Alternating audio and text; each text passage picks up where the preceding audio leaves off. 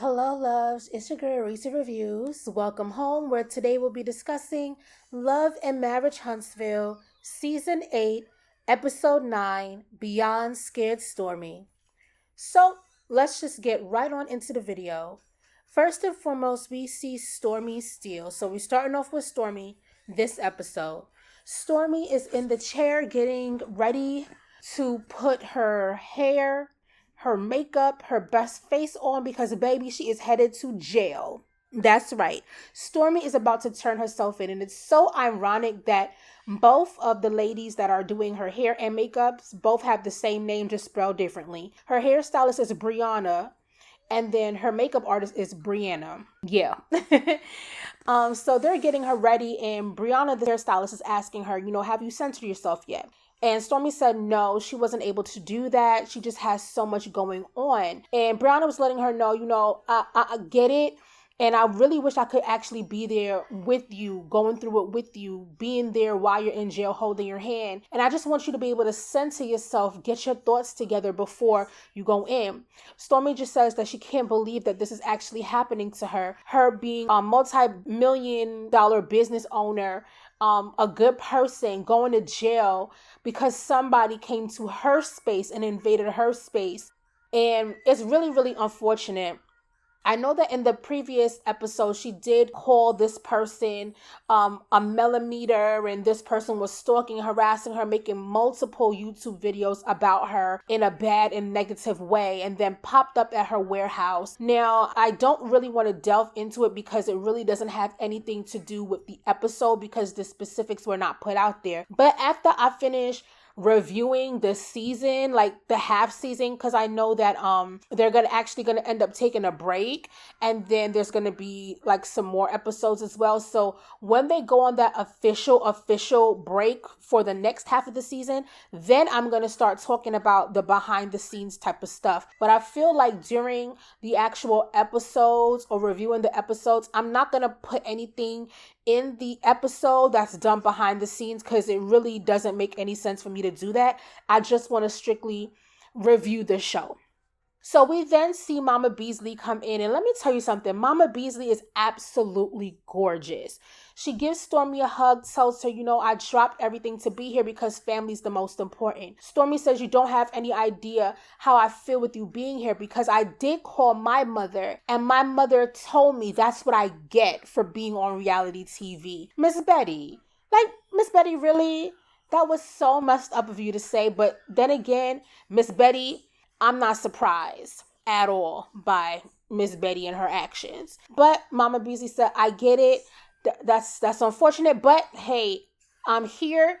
Don't worry about it. You're a beautiful girl. I'm going to be here. God got your back. Just remember that. And those were great words from Mama Beasley. Moving on to the next scene. In this next scene, we see Tisha, and she's meeting up with Destiny. It seems like every single time I see Tisha and Destiny in the same scene, they always have the same hairstyle.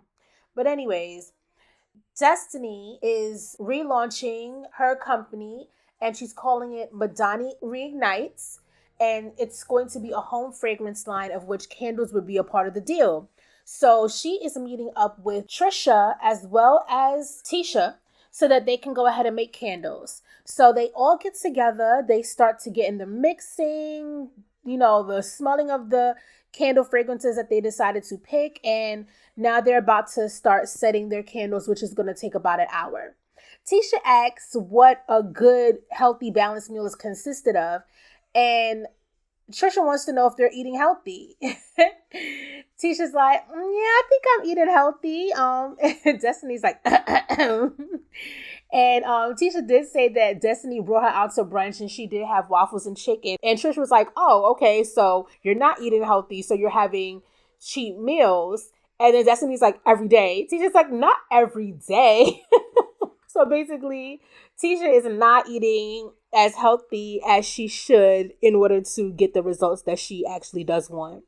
So Tisha was not at the Lovers and Friends gala, and Destiny was not at Nell's party because she was out of town. Therefore, she wanted to kind of catch up with everything that was going on. Destiny asked Trish how she felt about the event. Tisha said, I heard you was naked.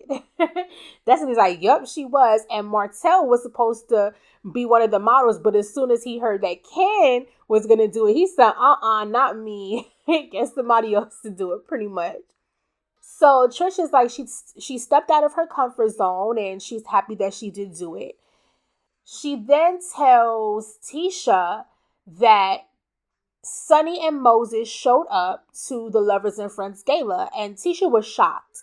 She goes on to say that Sunni tried to bring Destiny to the side and asked if they could have a conversation, if she would like to have a conversation, and Destiny said, I would not, but she did speak with her. So Trish is like, oh, wait a minute, so she confronted you and at the event and wanted to like talk to you at the event?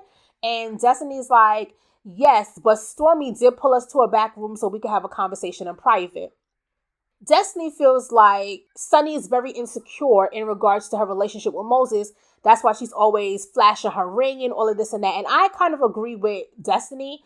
It does seem like Sunni is very insecure because it's like she always, in every scene that she has to kind of prove that this man wants her. We know that he wants you, girl. He married you. So obviously he did want you. Now, what he wanted you for, whether it's fully just love or maybe opportunity, I'm thinking more opportunity based, and then the love will come along with it, or he'll get to that point when he gets there.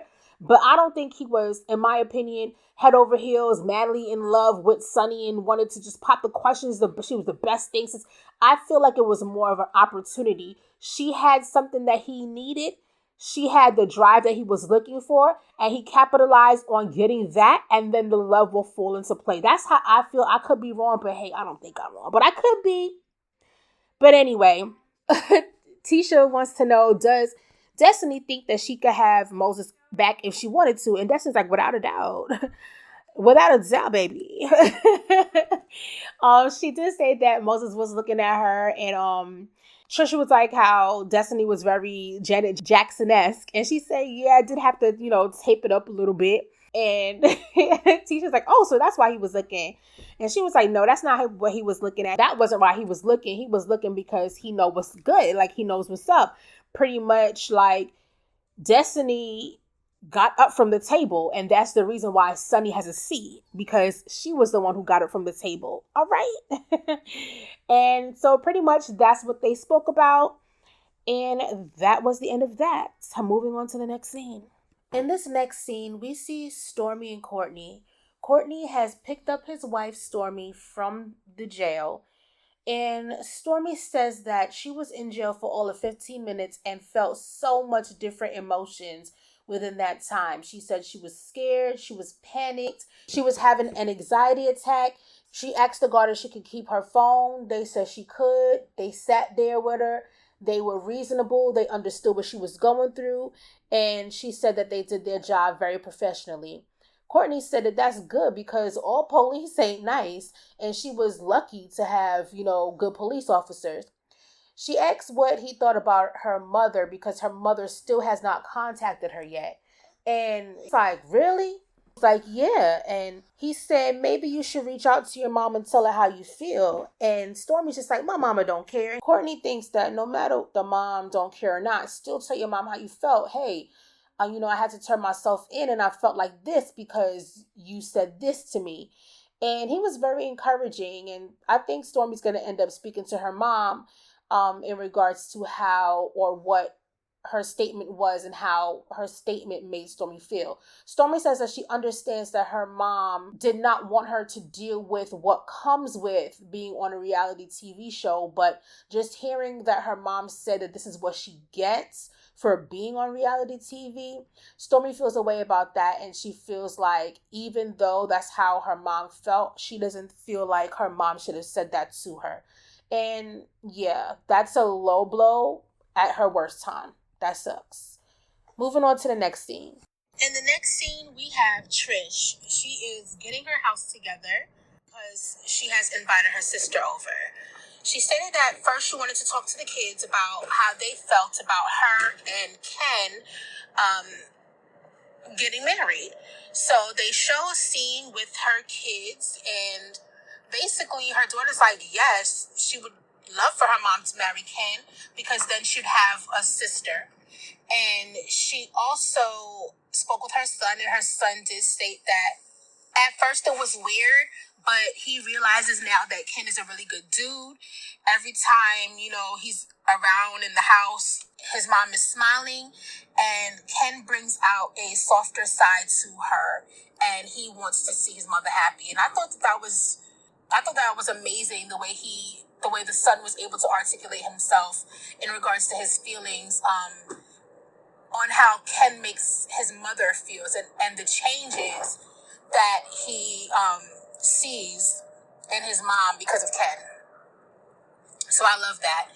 She's got the finger food out, and there's a ring at the door, and it's her sister Ebony. So Ebony comes in, and she basically says that she has a sister that lives in California, but she wants to tell Ebony first because Ebony lives in Huntsville, and she wants her sister to be face-to-face when she tells her about what she's got going on. So she brings down to her sister that she is now living with Ken, and her sister is shocked. But the thing is, she's like, okay, well, how long has this been going on? And she said she's been living with him for almost a year. Her sister looks blindsided, like shocked, like Godsmacked. And I'm just like, how? If you guys live in the same town, your sister doesn't come to your house? Like, how does your sister, especially because Trish has made a point to say that her and her sisters are close. How does your close sister not know that you've been living with another man for almost a year? And then she said, well, how long have you and Marquez been separated? And she told her sister she was separated for 4 years, and her sister is even more shocked. So wait a minute, pause. You have a husband who has been your husband since you were 18. That means that husband has been around your family for a very, very, very long time. You mean to tell me that you're so sneaky that your family doesn't know that you were separated for 4 years? That's crazy to me, especially because you again say that you're a sister and you are close. How does your close sister not know that you're separated from your husband for 4 years? So for the past 4 years, you haven't seen your sister? Your sister has not come to your house, and your sister has not seen your husband in 4 years, and your sister don't know that you separated from your husband for 4 years. That's crazy. That's a new level of sneaky. I'm sorry, but that is a whole new level of sneaky. There's one thing. I mean, girl, you could keep a secret. I'm going to look at the right side. Girl, you could keep a secret. Because if you could keep your family from knowing that you're not in a relationship with your husband for 4 years and you managed to keep that under wraps, maybe you could keep a goddamn secret. You can keep my secrets any day, Trish, because I know you ain't going to tell nobody, because you don't tell nobody your business. And you don't let anybody find out your business either. According to your sister, she thought that you and Marquez had separated for a little bit of time, and you were having fun with Ken, and then you were going to get back with Marquez. I'm not understanding why your sister would think that. What is having fun when you're married with another man? What does that mean? And then you now say that you're ready to get divorced. Your sister said, but you're still married. Trish says, oh, I'm only married in documents. Girl, you're married. You're married. It doesn't matter if you're married in documents. What does married in documents mean? It means you're married. That's the only way to be married, babes. The only way that you can be married is in documents, babes. There is no other type of marriage. You're not married in your heart. You're married on paper, period. Because if it was just a married in your heart thing, anybody can say, oh, I'm married. Girl, the only way to be married is in documents. So stop saying that. Like, it's really annoying when I see people try to dismiss marriage. It's nothing to be dismissed. Had you separated from your husband and really wanted to get divorced, girl, you would have been divorced. You would have been divorced. I don't know what Trish really has going on with Marquez, but they need to get it together. The sister basically says that their parents were married for over 30 years. You know, they don't believe in divorce, but her happiness is what matters. And essentially, Trish got the outcome that she wanted. she didn't like the type of conversation that she had with her sister, because they don't believe in the whole divorce and, divorce situation. But at the same time, she was happy to hear that her sister told her that her happiness was important. Let's move on to the next scene. In this next scene, we're at the bowling alley with the guys. Martell, Chris Fletcher, Courtney, and Ken. They're all gathering up to, play some bowling, get competitive, and have some fun. So as they start to bowl and stuff like that, they talk about the gala and how Martell did not participate. He basically said it was contingent upon his body, and his body was not looking like Ken's. And Courtney was like, wait a minute, you thought you was going to look like Ken in a week? He was like, well, you guys gave me like a week to prepare, and I just wanted to get my body together. And he's like, no, we gave you over a month. And you thought you was going to get your body like his in a week? Like, come on, dude. And he was like, no, I just, my body wasn't looking right. Whatever. You know how Martell is. But then they started talking about how good Ken did at the gala. And then he said, well, Trish was kind of mad at you about how you acted like you didn't know her. And Martell was kind of like stuck on stupid. So this is when Chris is looking at Martell like, well, why would Trish be mad? Like, what, you know her? Like, where you know her from? And he then says, oh, well, she knows my brother. And he was like, oh, okay, brush it off. Like, oh, okay, cool. So in Chris's mind, he's thinking that he knew Trish from back in the day because of Montez. However, Martell then goes to Ken and says, well, how did she tell you about me? Did she tell you how we met and stuff? And he was like, well, obviously, she said that you guys known each other for a long time, and obviously through your brother. And he was like, yeah, but she never met me through my brother. I mean, she told me that she knew my brother. And then so now Chris is like, well, how did y'all meet? Courtney's like, Martell ain't telling the full story. And he's like, well, out. And as he's bowling, he ends up doing a whole gutter ball because he done literally opened his trap for no apparent reason. He said that he met Trish back in the day and they spoke briefly, and it was probably the hair and whatever. And so Chris is like, but I'm not understanding why she would feel away. And Ken said, well, maybe she felt played, like she was kind of talking like, maybe like, people gonna think that y'all had something going on back in the day. And then Martell was like, yeah, I was kind of thinking that for her. And I'm like, thinking that for her? Like, why would you think that for her, Martell? Like, what are you talking about? Then as we go along, Martell starts to say, yeah, I don't know if it was the hair and, last time we seen each other and, and plus we ain't did anything either. I mean, yeah, like, of course I don't remember her. And Ken starts laughing. He's like, yeah, me too. That's how I am, I'm not an insecure guy, if it is something, even if something did happen before me, like that was before me, like, Huntsville is small, so anybody kind of, you could run into a thing from back in the day, especially because, you were known figure and stuff. And I'm just looking at Ken like, dude, are you serious? Did you really just hear like the top of the conversation? He can't tell you how he met your girl.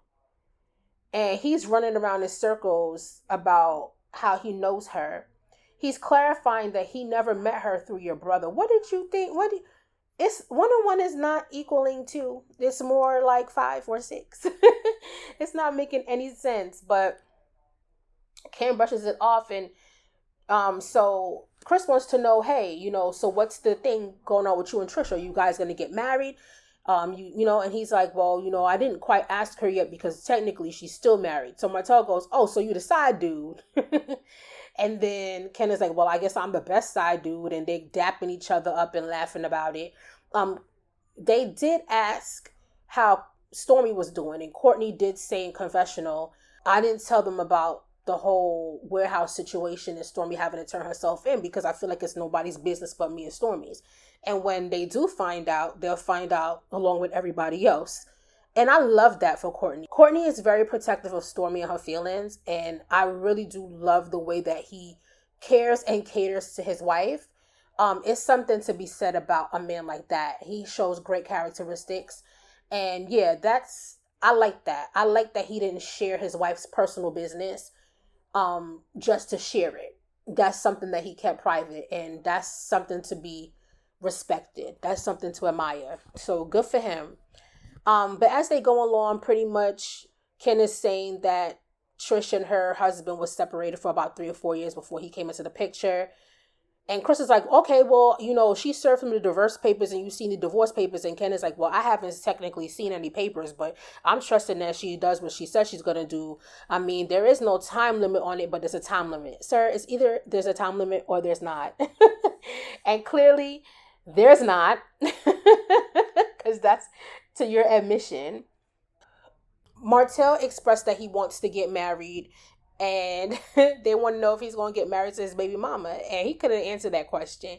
But he did say that he does want to go ahead and get married sooner rather than later. Not in like 5-6 years. He wants to get married prior to that. So they said, okay, so you're going to pull a Sunni and Moses, like just meet each other and get married in like a week or two. And he's like, I just want to get married. So he's not saying who he wants to get married to. And it's clear that he don't want to marry the baby mama, because had he wanted to marry the baby mama, he would have had no problem saying, yeah, I'm thinking about marrying my baby mama. She's not the person he wants. Remember, he's getting to know her. We'll talk about that another time. Um, but Courtney said that he's about to be moving out of the warehouse and moving into a brand new warehouse, and he asked if they want to help him move, and they say yes. So that's what they're about to go do. Moving on to the next scene. In this final scene, we see Stormi, and she is finally meeting up with her mother, Miss Betty. Stormi wants to have a conversation with her mother about the way she felt when her mother told her that is what she gets for getting on reality TV when she had to turn herself into jail. So Stormi's warming up some food. Her and her mom were in the kitchen, and she's like, Mama, did you see your grandchild on the internet? And her mama's like, yes, I seen it. She said, Mom, you need to put your phone down. You always on the internet. And she's like, no, I'm not. She said, every time I pull up the internet, I see Betty on live. Betty's on. Betty's on. You're always on the internet. And she asked her what she felt about being a grandmother to more children. She said she wouldn't mind that. She would like that. And she said, well, that's funny that you say that, because me and Courtney were thinking about having a surrogate. And her mom agrees and says that she would like for Stormi to have a surrogate. Stormi decides to take the conversation outside. So they're going outside talking about having a surrogate. And the mom is saying, with the laws changing and the rules changing, it's just a very scary time for women to be pregnant, especially where they live in Alabama, where the rules as far as terminations of pregnancies are a lot different. So basically she was talking about that, and she's like, Mama, you and Courtney are both on the same page with that. And, having babies and talking about, pregnancies are a very, important situation. And I have another one that I want to discuss with you. And her mom was like, I already know what you want to talk about. And she was like, what? And she's like, that I wasn't there when you called me. And she said, yeah, Mama, you hurt my feelings. And she said, well, I can't just pick up in the middle of the night and go. And she was like, well, Ma, no, I found out in the middle of the night they weren't going to pick me up. I had to turn myself in the next day. And she said, Miss Shelby was here and you weren't. And she said, well, yeah, Miss Shelby lives in Alabama. I don't. And Miss Shelby doesn't have an 80-year-old mother living with her that's sick. And so she basically tries to put it on. And Stormi's like, yeah, but what does it have to do with you saying that that's what I get for being on reality TV? And here we go now. Mel is being brought up. Miss Betty basically says that they are people that are called to activate from a certain group of a certain person that is said for people to be on her side to build her up and tear everybody else down. And somebody's like, who's the person you talking about? Just say who you talking about. She said, I could say her name, Mel. And then Miss Betty said the one thing that I thought she would never say. She said, when I say bad things about Mel, those people come for me. But Miss Betty, why do you have to say anything about Mel at all? Miss Betty, everybody has a right to fair speech, right? And just like people could say really bad things about Stormi, which they shouldn't, I feel like if you don't have anything nice to say, you just shouldn't say anything at all.